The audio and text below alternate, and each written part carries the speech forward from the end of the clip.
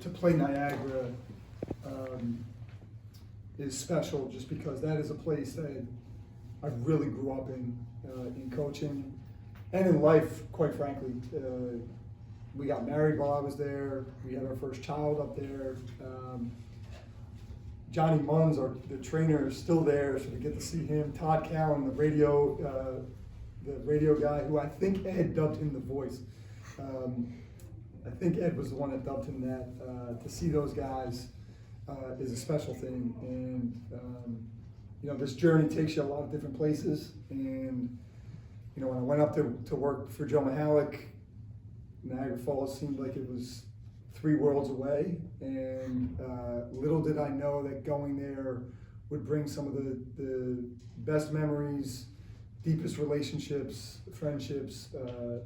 You know, so to see those Purple Eagles and see that uniform bring back a lot of memories. And we say it all the time that we got to get back up there. And Philip has not been back since we left when he was about a year and a half. And you know, it's 14 and a half years ago. So I've been back once for a game, but to see that, you know, and coach against Niagara is a special thing. As far as the game,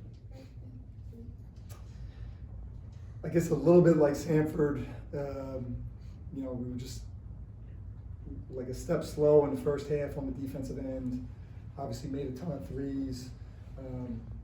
You know, their plan was clear that they were going to pack the paint and dare us to make shots. We did.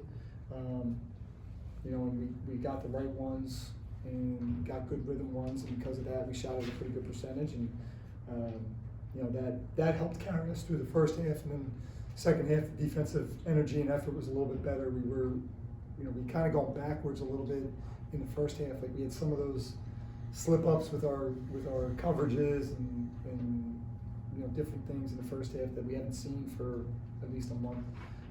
So we'll clean that up and be ready to go on Thursday.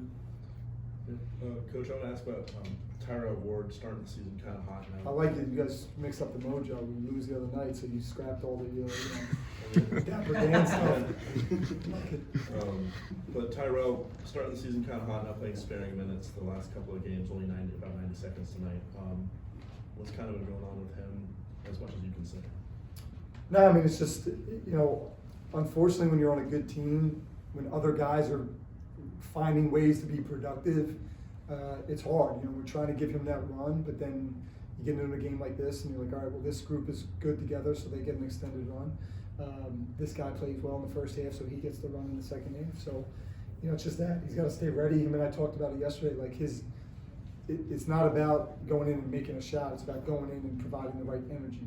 And, you know, being sharp with what we're doing, being sharp with our coverages, being sharp with what we're running, defending, getting on offensive glass, doing those things. Like we're built that way. You know, we're built that we need to be that type of team, and that's what he needs to focus on. He had a good day of practice yesterday. You know, just wasn't a night for him tonight, but you know, there will be one in the future, I'm sure of that.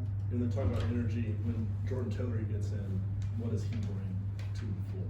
Yeah, I mean, he's been providing the spark, right? And again, like that's one of those, you just keep going, and eventually you find your way. You know, he wasn't ready a month ago, but you can see it, he's ready now.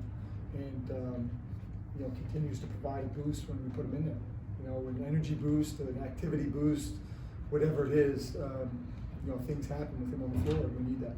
The guys said they couldn't repeat their halftime speech, but what did you have to tell them to get kick-started, especially on the defensive end? Nothing that you can put on the air. That's what they said too. Yeah, and that's only probably happened. That doesn't happen often. Even like Sanford, like we didn't play well in the first half, but it wasn't like going there like that one was. We just need to be tougher. We just, you know, we're not finishing at the rim. We only got there 9 times.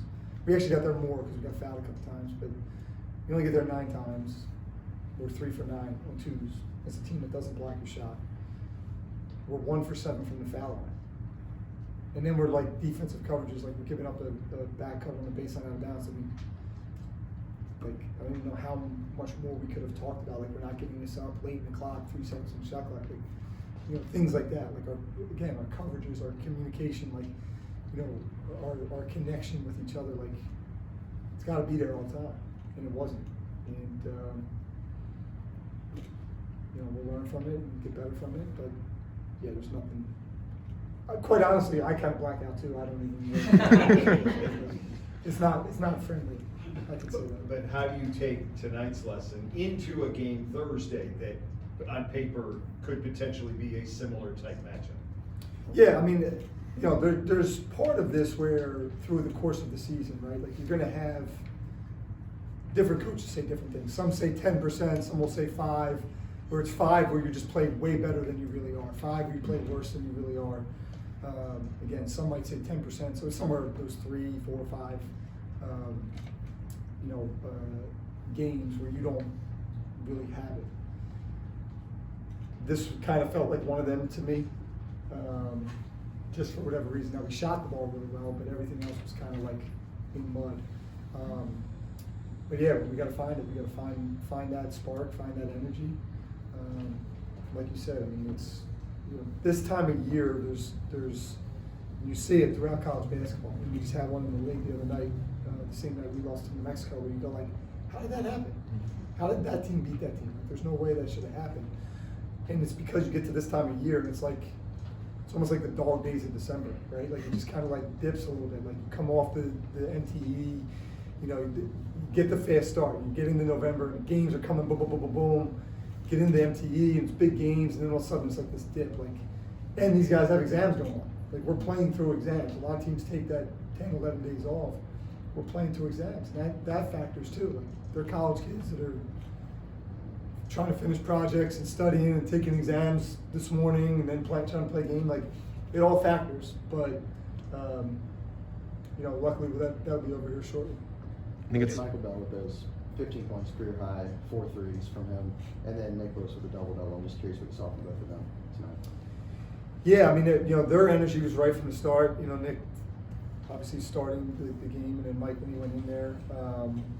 You know, and just an activity level, right? Like, just being in, I've said it before, like, when you're worried about the right things, then the ball finds you in the right places. And I think for both of those guys, they did that. You know, we got to get Nick a little closer to the three-point line sometimes. He's out there, he's so far out sometimes. He doesn't need to be that far out. We talked about that, but, you know, he also made 1 or 2 of them that were pretty deep. And, you know, that helps stretch the floor, right? We've seen Terrence do that as well. But, yeah, I mean, both of those guys provided a major spark, you know, and were a major catalyst in the second half. I think it's 53-46, about 8 minutes in at the under 12. What got y'all going that you were able to finally create that separation and end up? I mean, I think the 26-point margin or final margin is the largest lead of the game. So what got y'all going in the back half of that second half? Activity. Yeah. You know, we just were a little bit sharper with how we were guarding, and you know, it's been said on the air of these broadcasts, and I've said it to them numerous times too, and it's so true. Like, when this group's energy is right on that defensive end, like, you feel it. Like, you feel it. You feel it watching it live. You feel it watching it, you know, on the screen. Like, it just pops out more than any group I've ever been around. So we had that for that stretch. You know, and that's when you see, like, okay, yeah, maybe they get a little bit of a beat, but we're coming over and blocking the shot, right? We're active on the glass. We're doing all those things, and you know, that's what changed it. You know, and then now we can just kind of flow and play. We're getting stops and going, and you know, getting into our rhythm that way. How much of that though is just, you know, talking about defensive energy, but it's energy guys. It's Mike Bell, it's Brandon Jennings, it's Nicholas, it's guys who can, Jordan Tillery, they are due to consistently bring that energy. How much of it is just personnel, and then how do you say, hey, everybody else, this is, and Mike Bell is gonna say everyone's talking about him and his points, but he started a bunch of games as a freshman who never scored because he rebounded and he played defense. Mm-hmm. How do you use that example to motivate the rest of the guys of like, look. Yeah, I mean, that's just it, right? Like, it's you can see it, you can feel it, and oh, by the way, like, they have successful nights in terms of scoring the ball and doing other things. Like, it's continuing to preach it, and we've gotten it from everybody at different times, right? It's just in the moments, but yeah, certain guys just finding that consistency. It's a big word for us, and a big word we talked about this week, like being consistent, right? Like, we can't go 25 and a half minutes against New Mexico, winning 65-37, but then they outscored us 44-13 in a 14 and a half minute, different chunks. Like, if we're consistent, what does that game look like, right? And again, having that consistent energy, that focus, that just like that drive. But the good thing for us is when certain guys don't have it, somebody else seems to find it, and we continue to mix and match that way. We just got to find more consistency from everybody with that energy. And something you like to talk about before, and something I like to harp on broadcast, is the assist to turnover ratio and rebounding. How did you feel about those two things? Yeah, I mean, they were packing the paint against us. They were not trying to let us shoot twos. So do I love shooting 33 threes when we take 54 field goals? No, but that's what they're giving us, right? And when you have the capability of doing this and going making 16, well, that maybe makes somebody else think twice about that. Now that opens up the floor a little bit. We can get the ball.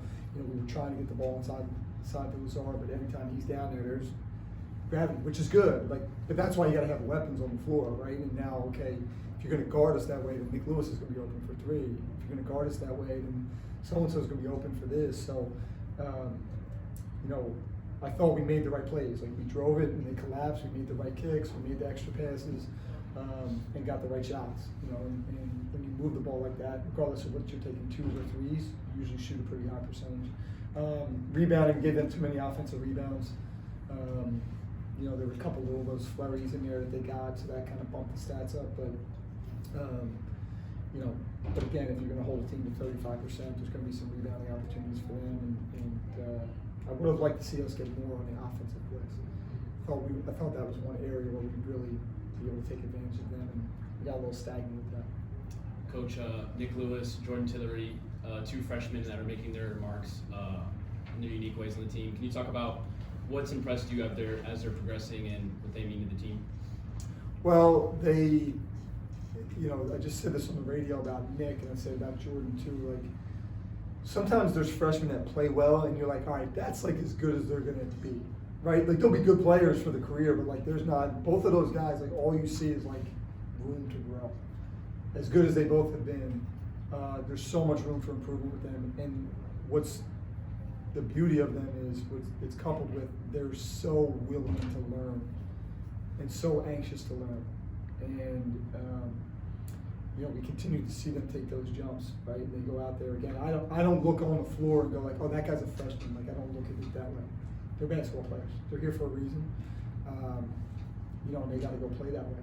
And when there's something that they're not getting, they've done a great job. I mean, the assistant coach has done a great job of getting them in, watching film, getting to the court, talking about different things. Hey, here's something when we're in practice and something gets screwed up. Like, hey, boom, we got to fix this, and they attempt to do that. So neither is a finished product, which is a great thing for the Rams. Mike only made a couple threes last year, man. Are you seeing the most confidence that you've seen from him in terms of the outside shooting? What was the messaging from him to kind of get him to let it fly? I mean, 4 of 4 tonight. He looks great shooting it from outside. What'd y'all tell him to get him going? I mean, really nothing. Like, it's just he's put in the work, throughout the summer, and just trying to have him play with some confidence and joy. Sometimes he gets down on himself and gets, in his own head. It's like, just play. Like, even times now, like, I'll take him out and I can see him. He's like, thinks and I don't know if it's like he's been programmed this way, but like, he like looks at it like, he's like looking at me like, what did I do wrong? I'm like, you didn't do anything wrong. You've been out there for like 8 straight minutes and you're running around playing your ass off. Like, you gotta come out. Like, it's okay, and you're gonna come right back in. So, just building that confidence where he's not thinking about it, he's just playing, right? And playing. And like I've said before, like, worrying about the right things. Think about the right things. Like, just think about going being a monster offensive rebound. And then good things will happen, and they usually do for him. Anything else, Coach? Appreciate you guys. Appreciate you, Phil.